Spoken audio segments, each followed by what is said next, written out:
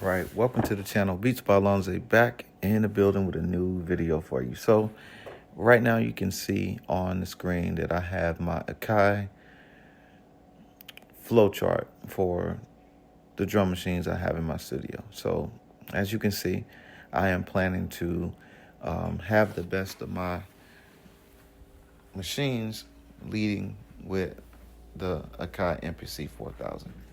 Now I already have an MPC X, MPC 1, MPC Live 2, MPC 5000, Key 61, and an MPC 1000, along with the S3000 and the S5000.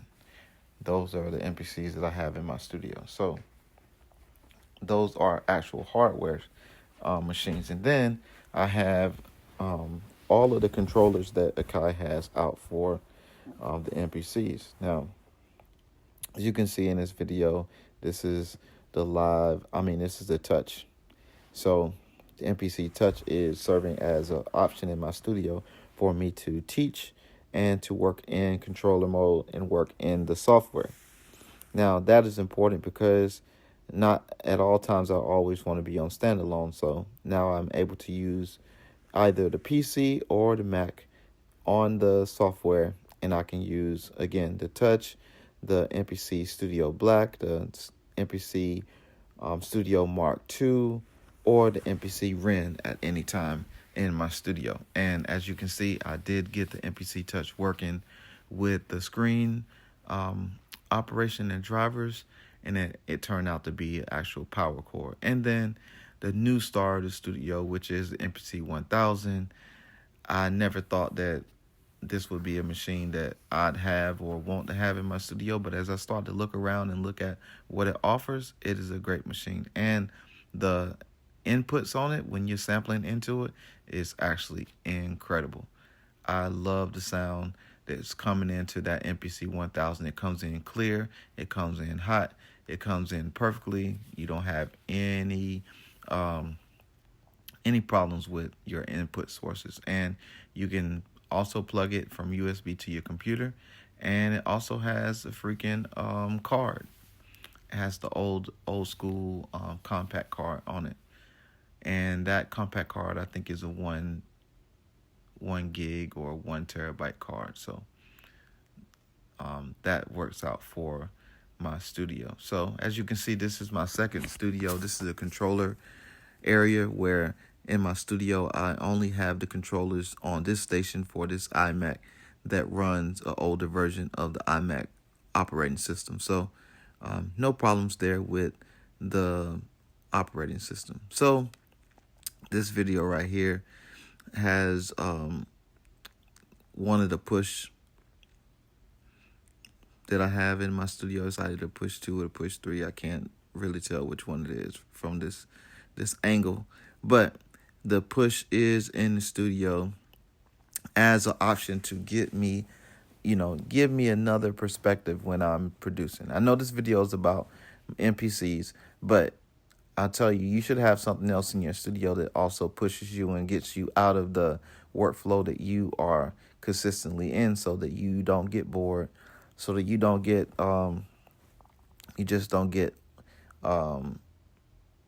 to the point where you're like doing stuff over and over and over and over again to where you just have that beat block. So the push is one of those machines where you don't get beat block. Now to the top 3 MPCs in my studio. The top one is going to be the MPC Live 2.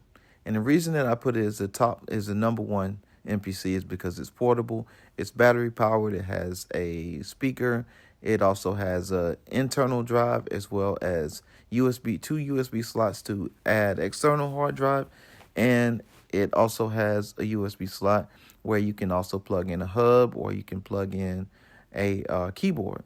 So the MPC Live is perfect for when you're on the go.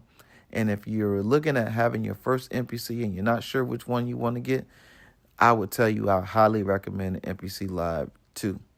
Now, the MPC Live 1 is a great machine as well. However, you won't have the speaker. That's what it is missing. Other than that, the machines are almost identical. You have a little bit of a button change on the Live 2, but they're incredible machines. And I've had actually 2 Live 2s. I actually gave one Live away, and then I traded the Live 1 for the MPC 5000. So another thing that I'll tell you about having the software is that you're able to bring in individual plugins, and you're able to,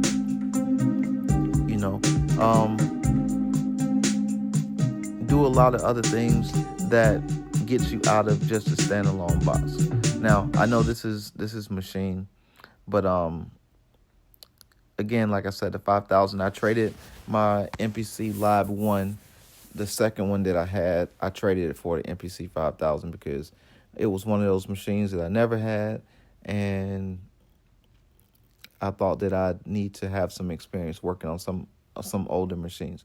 Now, my first machine that I had was a MPC 2000 XL, and it was just too slow. And as I told y'all in previous videos, I don't have all day to make a beat. So MPC 2000 XL took me all day to make a beat, to figure it out. So nope, not for me. MPC 5000 is a beast. Again, you can plug it to the computer, and it also has a compact card slot, and it has a hard drive in it. Now, the star of the show.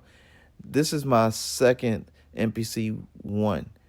The first MPC 1, I did not give it credit. I did not keep it in the studio long because I thought that it was not worthy of the MPC name. But I got another one, and boy, was I wrong. This MPC stands tall with all the other MPCs, even though it has a couple limitations. It does not have a hard drive in it. It does not have, it only has one USB slot, and it's limited on the outs and the ends. Now, the number 2 best MPCs in my studio, which is going to be that Key 61, and it ties with the MPC X. So if y'all see a lot of my videos, you see me cooking up live. I'm always on the X. I'm always on the Key 61. And when I am in the fields, I go grab that freaking Live 2 from my secondary studio, which is Annex B. But that freaking MPC X is the king ding-a-ling in my studio. So, yeah, between the MPC X and the Key 61, I always rate them two to be running neck and neck and head to head. Those are my most, those are my best creating machines, because something about sample chops in the MPC X and making boom bap music in the MPC X, it does that for me for the MPC X. And on the Key 61, when I want to play keys and I want to play melodies and I want to play R&B, the Key 61 is incredible for that. Not that you couldn't do it on any other MPC, but that's what it does. Now, if this works, the MPC Renaissance. If this works, then that means we are back in. All right, so now we are going to hear the sounds of the MPC X.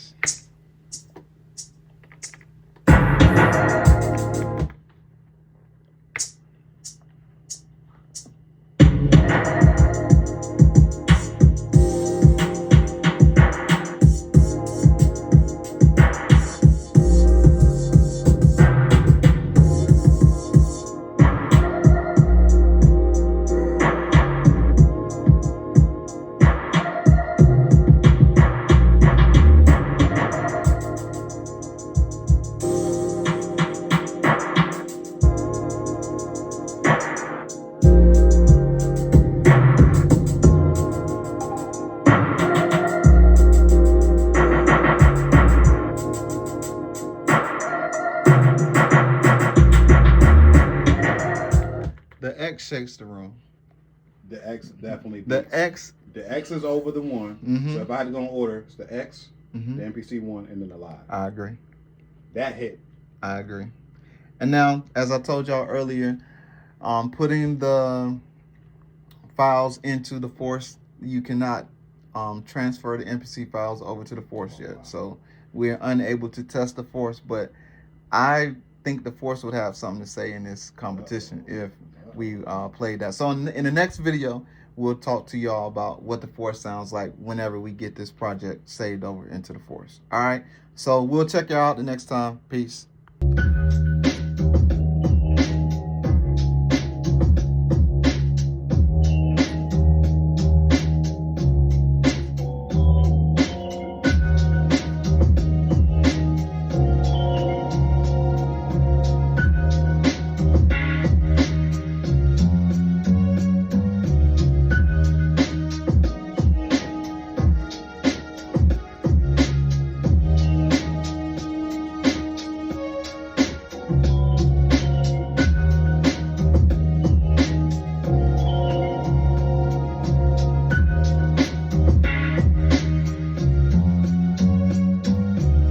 BeatsbyLonza. I'm not the king. Methods, I'm not the king. Methods, I'm not the king. Methods, I'm not the king.